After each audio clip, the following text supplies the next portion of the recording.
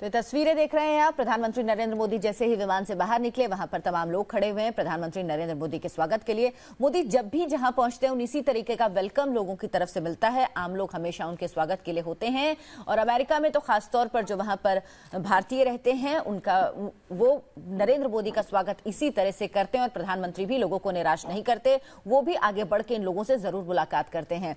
सौरभ, इस वक्त हम तस्वीरें देख रहे हैं कि जो लोग वहां पर पहुंचे हैं, प्रधानमंत्री नरेंद्र मोदी उनसे मिल रहे हैं, उनसे हाथ मिला रहे हैं, उनको ऑटोग्राफ दे रहे हैं। इसी तरीके का स्वागत अमूमन अक्सर होता है जब प्रधानमंत्री नरेंद्र मोदी पहुंचते हैं लोगों की तरफ से। जी आप बिल्कुल ठीक कह रही हैं, आप हर बार ऐसे ही होता है और ये एक सिग्नेचर स्टाइल बन चुका है प्रधानमंत्री का कि वो जब भी जाते हैं विदेश दौरों पर तो वहाँ की जो लोकल कम्युनिटी होती है वो बड़े जोर शोर से उनका स्वागत करने के लिए खड़ी होती है जहां से भी वो गुजरते हैं। और वो हमेशा अपना वक्त निकाल करके, चाहे उनको सिक्योरिटी घेरा तोड़ करके जाना पड़े, लेकिन लोगों के पास जरूर जाते हैं, अभिवादन करते हैं, हाथ मिलाते हैं, तस्वीरें खिंचाते हैं। और वही आप एयरपोर्ट पर इस वक्त देख रहे हैं। और उसके बाद जब होटल पहुंचेंगे तो यहाँ पर भी कुछ इसी किस्म की तस्वीरें आपको देखने को मिलेगी। यहाँ भी बहुत सारे भारतीय मूल के लोग जो है वो छुपे हुए हैं। हालांकि यहाँ पर थोड़ा बंदोबस्त और सख्त किया गया उनके होटल के इर्द गिर्द। अब यहाँ देखना दिलचस्प हुआ, क्या वो हमेशा की तरह गाड़ी से उतरने के बाद सीधे अपने निवासियों की तरफ आएंगे, भारतीय मूल के लोगों की तरफ आएंगे। लेकिन जो आप एयरपोर्ट से तस्वीरें बता रहे हैं, हर बार की तरह बहुत खुशो खरोश है यहाँ की इंडियन कम्युनिटी में। कई लोग तो बहुत दूर दूर से यहाँ पर आए हुए हैं, उनसे केवल उनको मिलने के लिए। व्हाइट हाउस के बाहर आज हम थे तो बहुत से लोग जो इस उत्साह में से पूछ रहे थे कितने बजे आएंगे, प्रोग्राम पूछ रहे थे, कहाँ उनको देख सकते हैं, कहाँ उनको मिल सकते हैं, क्या हम रिसेप्शन में जा सकते हैं। तो एक्साइटमेंट पूरी तरीके से है और हर बात की तरह होती है। देखिए एक बात हमें नहीं भूलनी चाहिए कि नरेंद्र मोदी बहुत पॉपुलर लीडर है, कोई कहने की बात नहीं है। खास तौर पर उन लोगों में डायस्पोरा जो यहाँ रहता है अमेरिका में या भारत के बाद जितने भी देशों में, उनमें खास तौर पर उनकी एक छवि बिल्कुल किसी स्टार के जैसी है। और उसको यहाँ आपके सामने देखना हिंदुस्तान में नसीब नहीं हो पाता इतनी आसानी से प्रधानमंत्री को देखना, लेकिन यहाँ तो वो खुद चल के आते हैं लोगों के पास, जैसा कि यहाँ भी इस बार भी एयरपोर्ट पर हुआ है। तो ये एक चार्म है लोगों के मन में। और लोग बहुत देर से घंटे भर से, तो मैं 1-1.5 घंटे से यहाँ खड़े हैं लोग उनके होटल के बाहर। और ऐसे ही करीब 2 घंटे पहले से एयरपोर्ट के बाहर उनके इंतजार में लोग खड़े थे। दूर दूर से आते हैं, बच्चों को लेकर के आते हैं, पूरे परिवार आते हैं। तो ये एक्साइटमेंट तो जरूर है, उनके आने पर हमेशा होती है। यही नहीं, मैं आपको बताऊं यहाँ होटल के बाहर और एयरपोर्ट के बाहर हमें पता चल रहा है कि जो आम यहाँ मूल जो अमेरिकी नागरिक हैं वो भी हैरान हो जाते हैं कि कौन आ रहा है, क्यों इतना बंदोबस्त किया गया। उनको एक तो आदत थी कि ऐसा सिक्योरिटी देखने की, यहाँ पे एक ब्लॉक पूरा जो है वो सिक्योरिटी के लिए बंद कर दिया गया है। जितने भी रास्ते जा रहे थे उस ब्लॉक की तरफ वो सारे के सारे इस वक्त बंद कर दिए गए उनके होटल के लिए। तो वो पूछ रहे हैं कि यहाँ कौन आ रहा है, ऐसा कौन आदमी आ रहा है जिसके लिए इतना सब है। हालांकि सीक्रेट सर्विस जो है अमेरिका की राष्ट्रपति की, वो उसकी पूरी बंदोबस्त करती है सुरक्षा का, भारी गिरा जो होता है, तो वो कुछ बताते नहीं है। अगर वो हमसे पूछते हैं तो उनको ये जानकर के हैरानी होती है कि आपके प्राइम मिनिस्टर के लिए, आपके देश के नेता के लिए इतना सब कुछ ये बंदोबस्त किया। सौरभ, मुझे ये कहना चाहिए कि अब तक तो अमेरिका में रह रहे लोगों को आदत हो जानी चाहिए थी इस तरह का स्वागत देखने की। अभी तक आदत हो जानी चाहिए थी। प्रधानमंत्री मोदी का ये 5वां दौरा है। बहरहाल AK मल्होत्रा हमारे साथ बने हुए हैं। मल्होत्रा साहब, जब दोनों राष्ट्राध्यक्षों की मुलाकात की बात हो रही है तो एक महत्वपूर्ण बात जो पेरिस क्लाइमेट अकॉर्ड की रही, जिस तरह से राष्ट्रपति ट्रंप ने अमेरिका को उससे वापस खींचा और ये आरोप भारत पर लगाया कि भारत ने लाभ के लिए, प्रॉफिट के लिए इसका हिस्सा बना, तो एक तरह की तल्खी दोनों देशों के बीच इस पूरे मुद्दे को लेकर आई। सुषमा स्वराज ने तो बहुत मुखर होकर इसके बारे में कहा। ऐसे में आपको लगता है कि ये एक बैकग्राउंड है जो शायद दोनों राष्ट्राध्यक्ष भुलाकर इस मुलाकात पर आगे बढ़ेंगे? देखिए, सबसे पहले मैं आपसे ये कहना चाहूंगा कि जो क्लाइमेट चेंज का इश्यू है वो जब प्रेसिडेंट ट्रंप अपनी इलेक्शन कैंपेन कर रहे थे वो तभी से इस बात पे जोर दे रहे थे कि वो क्लाइमेट चेंज को मानते ही नहीं है। उनका तो ये कहना था कि ये एक होक्स है, एक तमाशा है, एक चाइना का बनाया हुआ, दूसरे देशों का बनाया हुआ एक तमाशा है। और उन्होंने कहा था कि वो पेरिस अकॉर्ड से बाहर निकल जाएंगे और उन्होंने निकल के दिखा दिया है।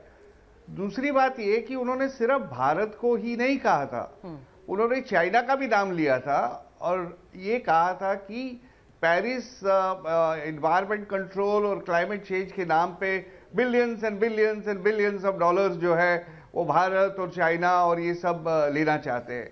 तो वो एक जो है एक ओवरऑल डील का एक हिस्सा है कि अगर आप इंडस्ट्रियलाइज्ड नेशंस ने क्लाइमेट चेंज के लिए रिस्पॉन्सिबल हैं, तब उसके मिटिगेशन मेजर्स के लिए आपको जो है रिसोर्सेज और हाई टेक्नोलॉजी प्रोवाइड करनी पड़ेगी। तो ये एक ओवरऑल इंटरनेशनल मल्होत्रा साहब मैं इस पर फिर से आऊंगी, क्योंकि बहुत से इसके और पहलू भी हैं। प्रधानमंत्री नरेंद्र मोदी ने इस क्लाइमेट डील को लेकर उसको बहुत प्रोपोगेट किया था। बहरहाल जो तस्वीरें हमारे दर्शक इस वक्त देख रहे हैं, प्रधानमंत्री नरेंद्र मोदी वॉशिंगटन डीसी पहुंचे हैं।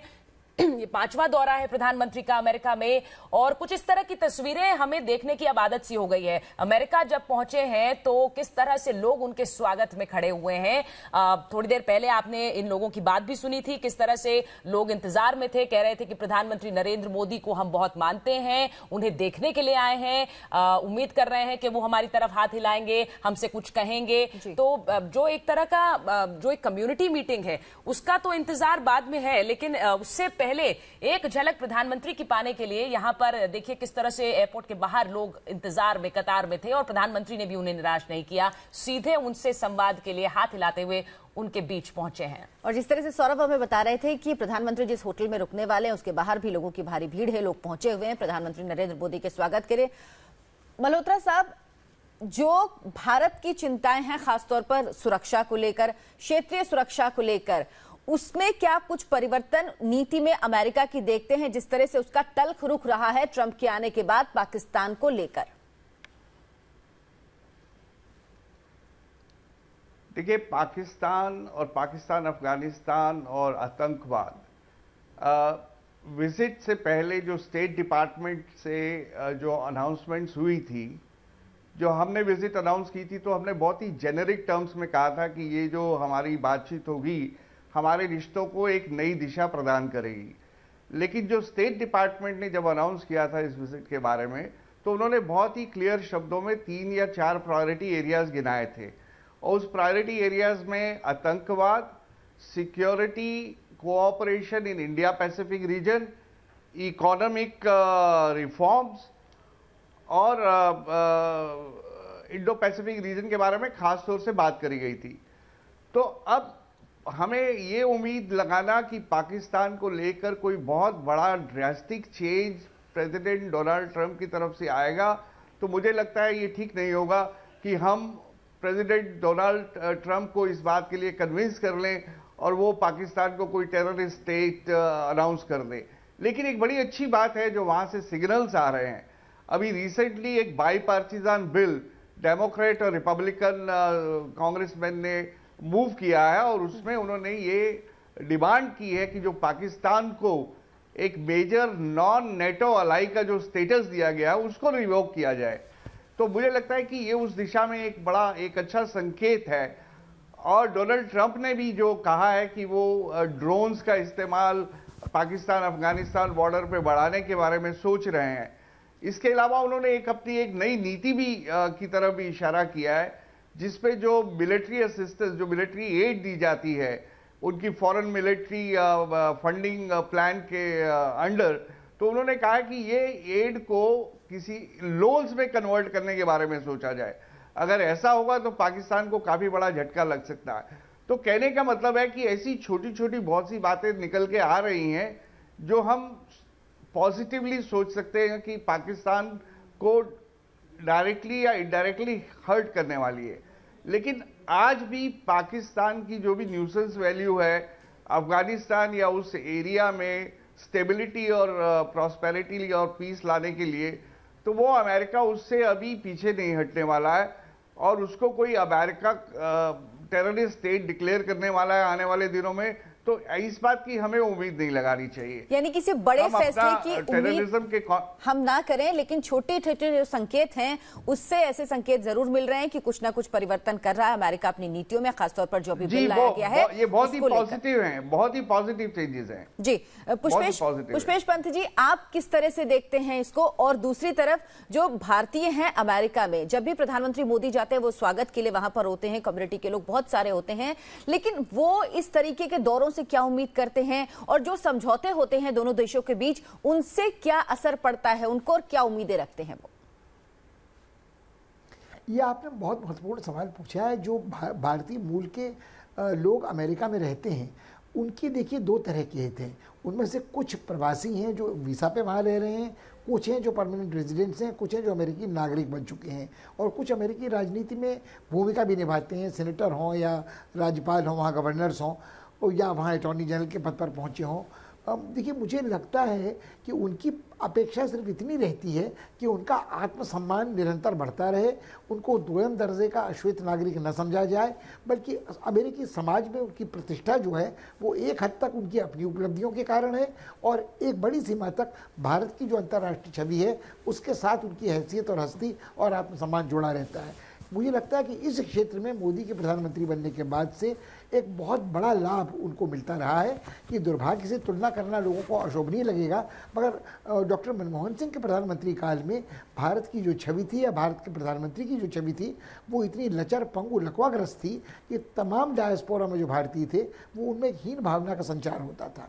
जो दूसरी बात है, मैं मल्होत्रा साहब से पूरी तरह सहमत हूँ कि कई छोटे छोटे फायदे भारत को इस यात्रा से हो सकते हैं, जो क्रमशः इंक्रीमेंटल, अंग्रेजी शब्द में अगर उसको उधार लिया जाए कहा जा सकता है, जो हमें होने वाले हैं।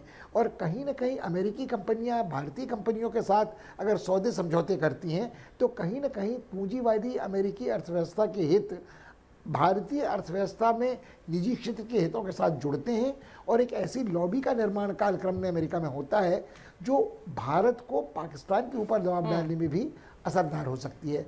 न तो पाकिस्तान भारत के बराबर बाजार हो सकता है, न भारत की तरह से उसकी तकनीकी क्षमता ऐसी हो सकती है जो अमेरिका में लाभ करा सके कुछ।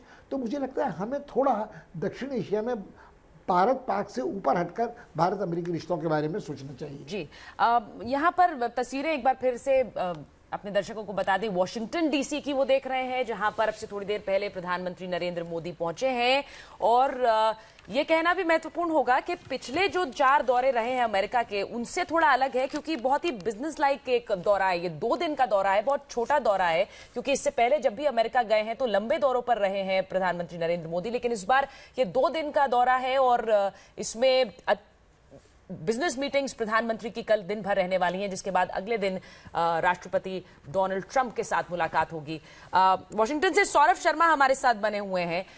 सौरभ, आज जब वॉशिंगटन डीसी पहुंचे हैं तो प्रधानमंत्री नरेंद्र मोदी और बराक ओबामा के बीच की जो एक केमिस्ट्री थी, जिससे पाकिस्तान में बैठे लोगों को भी चिंताएं हो जाती थी, वो तस्वीरें भी याद आ रही हैं। तो एक वो केमिस्ट्री थी, और अब डोनाल्ड ट्रंप से जब मुलाकात होगी तो उसको लेकर एक कयास लगाए जा रहे हैं कि क्या ये उस तरह की केमिस्ट्री हो पाएगी जो एक बार बराक ओबामा के साथ एक समय पर नरेंद्र मोदी ने शेयर की। ये एक तरह से उम्मीद कर रहे हैं कि उससे बेहतर हो, लेकिन साथ ही साथ जिस तरह के डोनाल्ड ट्रंप की शख्सियत है उसे लेकर किस तरह की उम्मीदें करनी चाहिए? मेरे ख्याल में इसमें हमें ये जरूर देखना चाहिए सुचरिता, और जो लोग फॉलो कर रहे हैं इस विजिट को, देशवासी हमारे, इसमें बहुत ज्यादा हमें नहीं कुछ पढ़ना चाहिए कि क्या वो उसी गर्मजोशी के साथ गले मिले, उन्होंने हाथ कितनी जोर से मिलाया, या कितनी देर एक दूसरे को देखकर मुस्कुराए, या क्या कभी उनके बीच ठहाके लगे, कि नहीं। मेरे ख्याल में हमें इस पहलू पे बहुत ज्यादा इस पर वजन नहीं देना चाहिए। अगर ओबामा और मोदी के बीच एक अच्छी दोस्ती बन पाई तो वो उन दोनों की शख्सियत थी, उन दोनों की पर्सनालिटी थी, वो जल कर गए एक साथ, इसीलिए उनकी एक अच्छी बॉन्डिंग हुई। लेकिन वो वैसे ही पर्सनल लेवल पर उनके और ट्रंप के बीच हो, ये जरूरी नहीं है। और अगर नहीं होती तो इसका मतलब ये सौरभ, यहीं पे एक सवाल है मेरा कि दोनों की पर्सनल केमिस्ट्री, मोदी की पर्सनल केमिस्ट्री जो ओबामा के साथ थी या जो ट्रंप के साथ है, जाहिर सी बात अलग होगी, क्योंकि दोनों अलग अलग व्यक्तित्व हैं, अलग अलग व्यक्ति हैं और टेम्परामेंट में एकदम एक दूसरे से अलग हैं। लेकिन क्या इसका असर भारत और अमेरिका के जो रिश्ते हैं, क्या उन दोनों के जो अपने संबंध थे, जो पर्सनल रिलेशनशिप थी, उसका असर भारत और अमेरिका के संबंधों पर पड़ेगा या नहीं?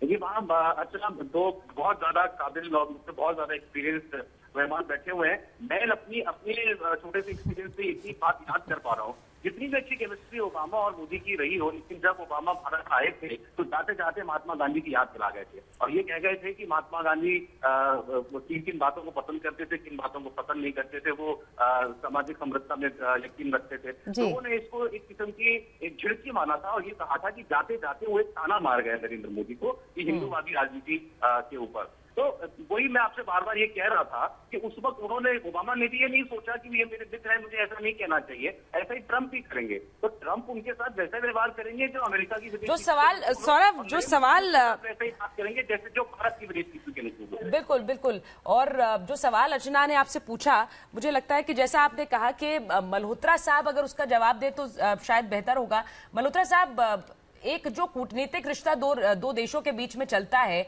वो राष्ट्राध्यक्ष बदलने से क्या किस हद तक बदल सकता है, ये आप हमें बेहतर समझा पाएंगे? देखिए, भारत और अमेरिका के अगर संबंधों को लेके चले तो उसका कैनवस इतना बड़ा है कि सरकारों के बदलने से कोई बहुत ज्यादा परिवर्तन नहीं आते हैं। लेकिन अगर अमेरिका और प्रेसिडेंट डोनाल्ड अपनी पूरी नीतियों को पूरा यू टर्न देने की सोच लें तो तब इसमें आ सकता है। केमिस्ट्री अपनी जगह इंपॉर्टेंट है लेकिन उतनी ज्यादा भी इंपॉर्टेंट नहीं है।